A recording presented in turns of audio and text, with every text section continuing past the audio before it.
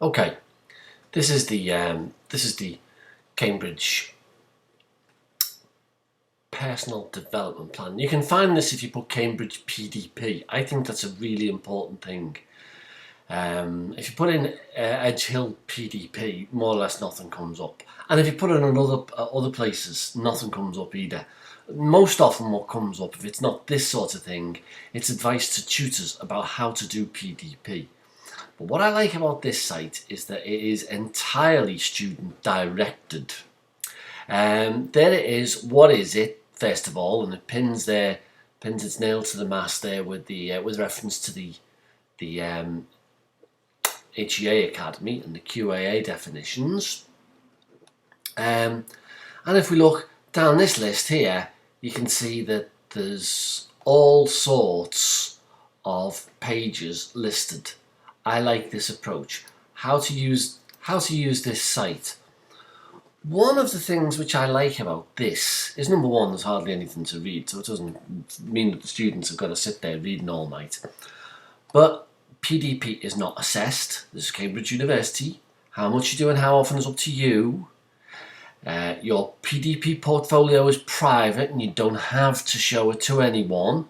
That said, it's useful to take a copy of your personal development plan when you go and see your tutor to talk about your plans and goals for the year. So very much the student's own business. And if we go down, you can see getting started, and there's things built in here, embedded in, and you can see these correspond to these here. Reflecting on your skills, and this is pretty personal stuff, as a matter of fact, if you take a little look at it.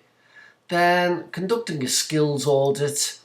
You can see again embedded in the thing here, we've got something called a skills audit form, and if we click on that, then you will notice that what comes up is a pretty basic kind of table that you fill in, and then you save it for your own files. Okay, we've got nothing like this. If we put PDP, Edge University PDP, in as a search term on Google, more or less nothing comes up. So that's what Cambridge has got. It stands on its own, and this is what I'm going to propose that we bring in health CPD. But the model here would be applicable almost to every module and every faculty, really. So this is a mock-up of what I'm going to suggest for the Faculty of Health Continuing and Professional Development Department. And you can see it follows pretty much the same sort of not an awful lot on one page. And then if we click on this, where do I start? What skills do you have already? Then if we go down there, you can see try the skills audit test, and if we click on that, up will come. You will notice this is familiar from the Cambridge site. This more or less the same sort of stuff, really. If we go back and then we go to the next page, what skills are you looking to acquire?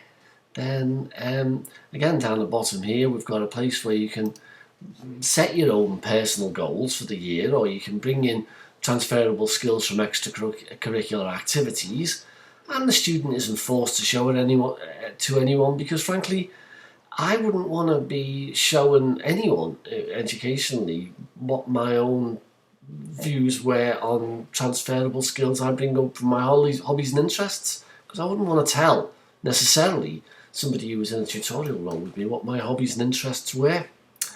So that's what I'm going to suggest that the CPD department take up. They're using this model, and I'm further going to suggest to the university that if we went down this route, then it might be an idea to open up the design of a website for students to design themselves, run a competition, and give it a jazzy name too. PDP is not going to appeal to students, whereas job fit or fit for purpose or some snazzy title might be much more acceptable to the student population. So with that, I'm going to try and turn this off. Stop capture.